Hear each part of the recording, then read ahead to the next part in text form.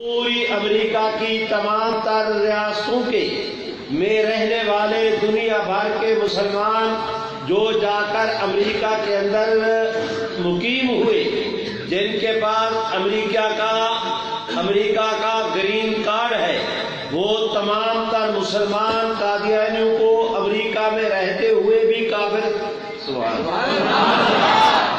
امریکہ کا مسلمان قادیانیوں کو کیا سمجھتا ہے؟ امریکہ کی مسجدوں کے نمازی قادیانیوں کو کیا سمجھتے ہیں؟ امریکہ کی مسجدوں کے ائمہ اور ان کے خطبہ قادیانیوں کو کیا سمجھتے ہیں؟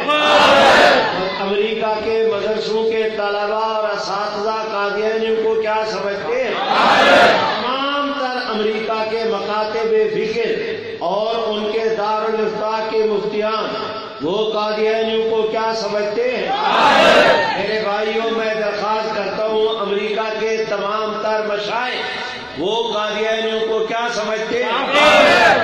ان قادیانیوں کو عقل کرنی چاہیے کہ جو ٹرمپ قادیانیوں کے مسلمانوں پر یہ پابندی نہیں لگا سکتا کہ وہ تمہیں کافر نہ کہیں، جو وہاں کے مسلمانوں کو تمہارے کافر کہنے سے روک نہیں سکتا، اس امریکہ کا باپ بھی پاکستان کے مسلمانوں کو قادیانیوں کو کافر کہنے نہیں روک سکتا، وہ کہتے ہیں نہیں روک سکتا، وہ ہاتھ کھڑا کر کے کہتے ہیں نہیں روک سکتا، باپ بھی نہیں روک سکتا۔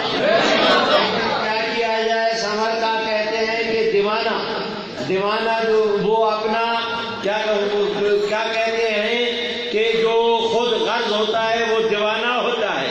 قادیانیوں کی دیوانگی کا یہ حالت، ادھر یہ سوچ رہے تھے امریکی ٹرمپ کے ساتھ اس کی ملاقات کیا ہوئی کہ مشرق سے لے کر مغرب تک اس اپنا جو ہے وہ کلم کو اتنا عام اور تام کیا گیا کہ جو جیسے آسمان سر پہ اٹھا لیا گیا ہو، ایک طوفان بدتمیزی قائم تھا، چاروں طرف ہوگا کہ پاکستان کا آئین جائے ہی جائے، اور پاکستان میں ادھر پاکستان کی قیادت یہ دو افراد ادھر آئیں گے، ادھر مطالبہ ہوگا، ادھر ہمارا کام بن جائے گا۔ میرے بھائیوں، ان سبحان اللہ سے اور بلند آواز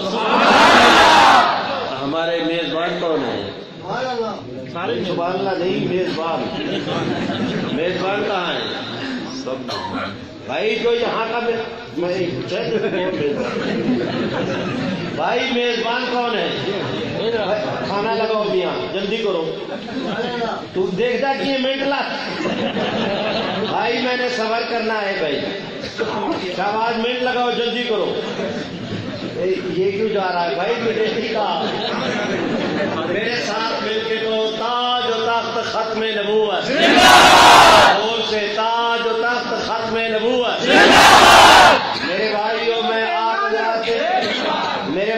میں آپ حضرات سے درخواست کرتا ہوں کہ پوری دنیا میں اس خبر کو اتنا عام کیا گیا کہ ہمیں خود جان کے لالے پڑ گئے کہ یا اللہ یہ ہو کیا رہا ہے۔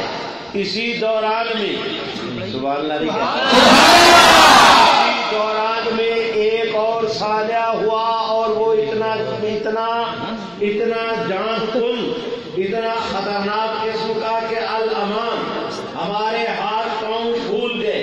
وہ یہ ہوا کہ قادیانی جماعت کی اپنی مجلس میں قادیانی جماعت کے اپنے ایک نوجوان نے کھڑے ہو کر قادیانی جماعت کے موجودہ چیف گرو اور ان کے لاڈ پادری مرزا مسرور سے پوچھا کہ پاکستان میں ہماری جماعت کے متعلق کیسے حالات ہیں۔ وہ جو ہے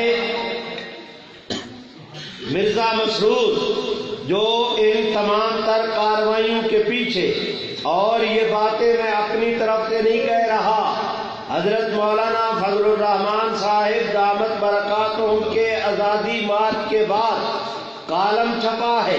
آپ حضرات کے پاکستان کے سابق چیف آف آرمی جناب مرزا اسلم بیگ کا روزنامہ نوائے وقت میں اس نے کہا اسرائیل نے، قادیانیوں نے، مغربی یونین نے، یورپی یونین نے، مغربی ممالک اور ان کی این جی او نے، بیرونی قوتوں نے کروڑوں روپے کی کروڑوں ڈالر کی سرمایہ کاری کی تھی اس بات پر کہ پاکستان کے تشخص کو برباد کیا جائے، یہ اسلامی جمہوریہ نہ رہے، صرف جمہوریہ پاکستان اسلام اس سے نکال دیا جائے۔ وہ اس تیاری کے اندر تھے۔ اب مرزا مسرور نے دیکھا کہ ادھر ٹرمپ کے ساتھ اس کی ملاقات، لوگوں آپ اور میں کمزور ہیں، پر مل کے کہہ دو ہمارا خدا کمزور ہمارا خدا کمزور بھائیو، میری آپ حضرات سے درخواست ہے، ذرا حالات کو دیکھو، تیل کو دیکھو، تیل کی دھار کو دیکھو۔ میرے بھائیو، میں آپ حضرات سے درخواست کرتا ہوں، حالات کو دیکھو، حالات کے رفتار کو دیکھو، تیل کو دیکھو، تیل کی دھار کو دیکھو۔ ادھر پورا کفر تیار ہو کے کھڑا ہے۔ مرزا مسرور سے پوچھا گیا، اور جو اس ساری کارروائیوں کا سرغنہ تھا، جو ابلیس کا اس دھرتی پہ نمائندہ، نانا اس کا متبنہ، اس کا جو ہے وہ اکلوتا بیٹا، وہ خوشی کے اندر اتنا پھول پھول کے کپا بنا ہوا کہ اس سے پوچھا گیا کہ پاکستان میں قادیانیوں کا مستقبل کیا ہے، صاحب لیجیے۔ وہ مینڈکی کو زکام ہونے لگا۔ اس نے جواب کے اندر ان کو یہ کہا کہ عنقریب پاکستان کے آئین میں ترمیم ہوگی اور ہمیں یعنی قادیانیوں کو پاکستان میں سکھ اور چین کا سانس لینے کا موقع ملے گا۔ ادھر اس نے یہ کہا، اس زمانے میں ہمارے دل دماغ کی کیفیت یہ تھی کہ اگر ہمیں آگ کے انگاروں پر چلنے کے لیے کہا جاتا تو شاید اتنی طبیعت میں وحشت پیدا نہ ہوتی جتنی ان خبروں کی وجہ سے وحشت پیدا ہوئی۔ پریشانی کا عالم، یا اللہ اس بر صغیر میں 150 سالہ امت کی جد و جہد، سیدنا صدیق اکبر سے لے کر سید عطا اللہ شاہ بخاری تک امت کی 1400 سالہ محنت ختم نبوت کے مسئلے کے لیے مولانا مفتی محمود کی جان فشانی، مولانا غلام غوث ہزاروی کی وہ کوہ کنی، ان حضرات ان حالات اور واقعات میں آیا ختم نبوت کا مسئلہ، ختم نبوت کا عقیدہ پاکستان میں لاوارث ہو جائے گا، قانون کو ختم کر دیا جائے گا؟ یہ وہ کیفیت تھی کہ مارے ڈر کے ہم سے قدم نہیں اٹھ رہے تھے، ہم اپنی اپنی جگہ پر لرزاں اور ترساں تھے۔ ایک دفعہ پھر میرے ساتھ کہو نا کہ ہم کمزور ہیں پر ہمارا خدا کمزور ہے۔ جو کہتے ہیں نہیں وہ زور کے ساتھ کہہ دیں کہ کمزور نہیں ہے، تو بولو کمزور نہیں ہے۔ میرے اللہ کے کرم کو دیکھے، اللہ کے کرم کو دیکھے کہ ادھر ہماری حکومتوں نے، موجودہ حکومت نے ایک دباؤ، بیرونی دنیا کے دباؤ کے نتیجے میں آسیہ مسیح کو رہا کیا، ادھر اللہ نے مولانا فضل الرحمان کو کھڑا کر دیا زور سے، ایسے طور پر کھڑے ہوئے، سپیکر تلے رکھ دے، میری وجہ کر کے یہ بنگلہ دیشی کہاں سے آ گیا ہے۔ میرے بھائیوں، میں آپ حضرات سے درخواست شور کرنے کے لیے میں کافی اردو نے زیادہ چکر چلا، میرے ساتھ مل کے کہو تاج و تخت ختم نبوت، مولانا فضل الرحمان میدان میں کیا کھڑے ہوئے کہ رب کی رحمت قریب آ گئی، رب کی نصرت قریب آ گئی۔ انہوں نے پہلے ملین مارچوں کا اعلان کیا، پہلا کراچی میں، دوسرا لاہور میں، تیسرا سکھر میں، اس کے بعد مظفر گڑھ، اس کے بعد بنو جوں پہ ڈیرہ اسماعیل خان، وہ اپنا اس کو کیا کہتے ہیں اپنا کوئٹہ میں، ٹنڈو غلام علی میں، پتہ نہیں کہاں، دیر میں، سوات میں، پتہ نہیں کہاں کہاں، بائے آشکی میں کہاں سے گزر گیا۔ سبحان اللہ۔ انہوں نے دن رات کر کے کوشش ایسی شروع کی کہ اللہ پاک پروردگار عالم نے اس کی قبولیت لوگوں کے، میرے بھائیوں میری کوئی سیاسی غرض نہیں، آپ میں سے کوئی دوست میرے اس موقف کے ساتھ اختلاف کرنا چاہے میں کھلے دل کے ساتھ اسے اجازت بھی دیتا ہوں، شکریہ بھی ادا کرتا ہوں، لیکن جہاں تک حالات اور واقعات کی بات ہے تجزیہ تمہیں صحیح کرنا چاہیے۔ اگر ہم جس کا جو حق ہے اسے نہیں دیتے تو عند اللہ مجرم ہوں گے۔ مولانا نے کہ کھڑے ہو کر میں بعض اجتماعات میں ساتھ تھا، یہ جو آپ حضرات کی مسجد کی یہ چھت ہے اس پر کھڑے ہوں، اتنی بڑی ان کی وہ سٹیج ہوتی تھی، اس پر کھڑے ہو کر جب ہم دیکھتے تھے، آپ نے خود مانسہرہ کے اندر بھی دیکھا، ہم سٹیج پر کھڑے ہو کر سبحان اللہ نہیں کہتے زور سے زور سے جب ہم دیکھتے تھے ہماری نظریں تھک کر واپس آ جاتی تھی۔ انسان شرکا کے انسانوں کے سروں کے سمندر کا آخری کنارہ معلوم نہیں ہوتا تھا۔ یہ اجتماع ہوا، اگلا اس سے بڑا، اگلا اس سے بڑا، اگلا اس سے بڑا ہے میرے اللہ، لوگ ملتے گئے، کارواں بنتا گیا۔ اللہ تعالیٰ انہوں نے مولانا نے خیر سے یہ اعلان کر دیا کہ اب کراچی سے لے کر اسلام آباد تک ہم جو ہے وہ اپنا کیا کہتے ہیں آزادی مارچ کریں گے۔ وہ اسلام آباد میں پہنچے اور 15 دن بیٹھے بھی رہے، ذرا توجہ کریں، وہ ملین مارچ سے لے کر ان کے یہاں دھرنے تک اس پورے پیریڈ میں ایک مچھر کا پر نہیں ٹوٹا، ایک جو ہے وہ اپنا چیونٹی کی ٹانگ زخمی نہیں ہوئی، درخت کا پتا نہیں ہلا، ایک جو ہے وہ کیا کہتے ہیں اس کو گملہ نہیں ٹوٹا۔ اس آرام اور اطمینان کے ساتھ ہماری وہ طاقتیں جو ہر الیکشن کے بعد باعث وہ طاقتیں جو ڈالروں کے عوض پاکستانی قوم کے بچوں کو فروخت کرتی ہے، وہ قوتیں جو ان کے کہنے پر اپنے لوگوں کو قتل کرنے کے درپے ہو جاتے ہیں مسلمان۔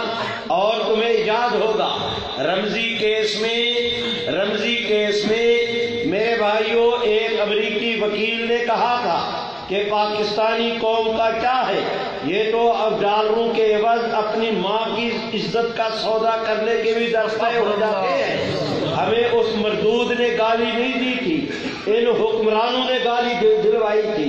یہ حکمران برابر کے میرے بھائیوں میں درخواست کرتا ہوں، اس وقت یہ رپورٹ دیتے تھے کہ مولوی اس ملک میں ختم ہو گیا، یہ الیکشن ان کا آخری الیکشن تھا، قوم نے انہیں مسترد کر دیا، مولوی اب کھڑا نہیں ہو پائے گا، وہ یہ پروپیگنڈا کر رہے تھے۔ ادھر ہوا آزادی مارچ، ادھر پوری دنیا نے دیکھ کے ایک ساتھ بے ساختہ چیخ اٹھی دنیا کفر۔ اس نے کہا کہ اگر بر صغیر میں برطانوی سامراج مولوی کو ختم نہیں کر سکتا تو امریکہ کا باپ بھی اسے ختم نہیں کر سکتا۔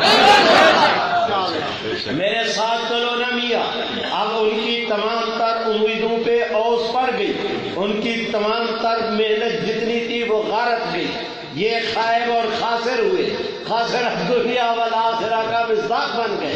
میرے بھائیوں ان حالات اور واقعات میں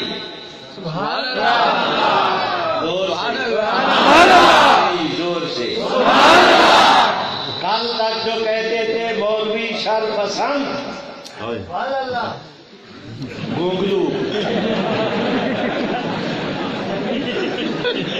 شکر ہے دور بیٹھے ورنہ میں نے تیرے کام پکڑوا دے۔ میرے بھائیوں کل تک جو کہتے تھے مولوی شر پسند، کیا میں اس سے پوچھ سکتا ہوں کہ یہ آج سے 4 دن پہلے جو کچھ لاہور کے اندر ہوا، آپ بتائیں مدرسہ شر پسند ہے یا یونیورسٹی شر پسند ہے؟ مجھے بتایا جائے کہ کیا ہو رہا ہے۔ آج تک کسی نے اس طرح کی بے حمیتی کا مظاہرہ نہیں کیا تھا۔ جو تم نے پاکستانی قوم کا چہرہ دنیا کے سامنے جس طرح تم نے کالک لگا کر پیش کر دیا ہے. کل تک کہتے تھے مدارس کے نصاب پر نظر ثانی کی جائے، اب مجھے بھی تو اجازت دیں کہ میں کہوں کہ کالج اور یونیورسٹی کے نصاب پہ بھی نظر ثانی کرو. میرے بھائیو، حالات بدلتے وقت نہیں لگتا، اور اللہ کے کرم کو دیکھو. میں آپ حضرات سے پوچھتا ہوں کہ آپ حضرات کا کیا خیال ہے، دین رہے گا یا ختم ہو جائے گا؟ کہتے رہے گا، وہ زور کے ساتھ کہہ دیں کہ دین بولو، دین مٹانے والے مٹ جائیں گے، یہ نہیں مٹے گا. کہتے ہیں نہیں ملے گا، وہ زور کے ساتھ کہہ دے دین رہے گا. بولو دین رہے گا. اب میرے اللہ کے کرم کو دیکھو، وہی دنیا جو کہتی تھی مولوی تنگ نظر ہیں، انہوں نے ان اجتماعات کو دیکھ کے ایک ساتھ پورا عالم پکار اٹھا کہ دنیا میں اگر کوئی انصاف پسند اور شریف آدمی معتدل مزاج کا ہے تو وہ صرف دینی قوت ہے. یہ باتیں تو میں نے تمہید کے دور پہ کہی. مجھے تو 1 منٹ میں آخری بات کہنے کی اجازت دو. آج سے سبحان اللہ نہیں کہتے، زور سے آج سے کچھ دن پہلے پھر وہی قادیانیوں کی مجلس، اے میرے اللہ، وہی قادیانیوں کا نمائندہ، وہی قادیانیوں کا صدر. پھر اس قادیانی صدر سے پوچھا گیا کہ آپ ارشاد فرمائیں پاکستان میں ہمارے حالات کیسے ہیں؟ تو اس نے بے ساختہ کہا کہ جب تک پاکستان میں مولوی زندہ ہے ہمارے کام کرنے کا کوئی چانس باقی نہیں رہا. مولوی کو مٹانے والے تم مٹ کر اپنی نسلیں نہیں، اپنا باپ بھی بدل کر مولوی کو نہیں مٹا سکتے. دین رہے گا. بولو بولو دین رہے گا. امت پاکستان آئین بھی رہے گا، امت بھی رہے گی، محمد کی ختم نبوت بھی رہے گی. وہ کہتے ہیں رہے گی، وہ میرے ساتھ نعرہ لگائیں. میں آپ سے اجازت لوں، مل کے میرے ساتھ کہو تاج و تخت ختم نبوت. بھائی ہاتھ اٹھا کے لہرا کے پوری توانائی سے، تاکہ یہ آپ رات کے پہاڑوں کے پتھر بھی قیامت کے دن آپ کے میرے ایمان کی گواہی دے. زور کے ساتھ کہو نا، تاج و تخت ختم نبوت. دیکھتے نہیں کہ ان حالات میں ہے میرے اللہ دین والوں نے ایک انگڑائی نہیں کفر ہار گیا ہے. اسی پر اتفاق کر